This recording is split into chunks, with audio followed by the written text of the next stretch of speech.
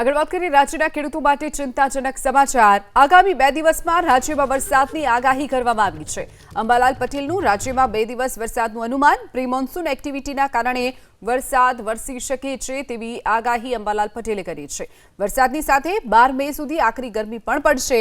મધ્ય ગુજરાતના 44 ડિગ્રી સુધી તાપમાન જઈ શકે છે, તો ઉત્તર ગુજરાતમાં પણ 44 ડિગ્રી સુધી તાપમાન જશે। કચ્છ જિલ્લામાં 42 ડિગ્રી સુધી તાપમાન નોંધાશે, તો ઉત્તર સૌરાષ્ટ્રના ભાગોમાં 43 ડિગ્રી સુધી તાપમાન જશે। 20 થી 23 મે દરમિયાન વરસાદની શક્યતા છે।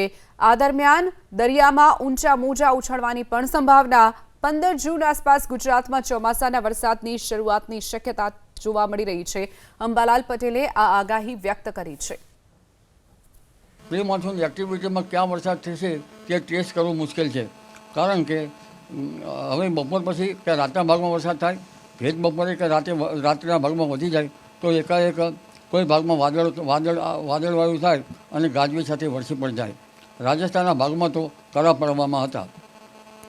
તારીખ 8 સુધીમાં હજુ વિવિધ ભાગોમાં વરસાદ થવાની શક્યતા રહે છે અને કોઈ ભાગમાં વધુ વરસાદ પણ થઈ શકે।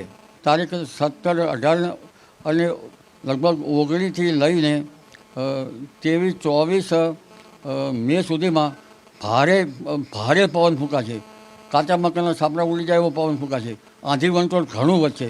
આરબ દેશની કાળી આંધી ચડી આવશે અને આ સમયગાળો છે એ ભારે પવનના તોફાનો, ભારે આંધી અને કેટલાક ભાગમાં ગાજવીજ સાથે વરસાદ અણધારો થવાની શક્યતા રહેશે।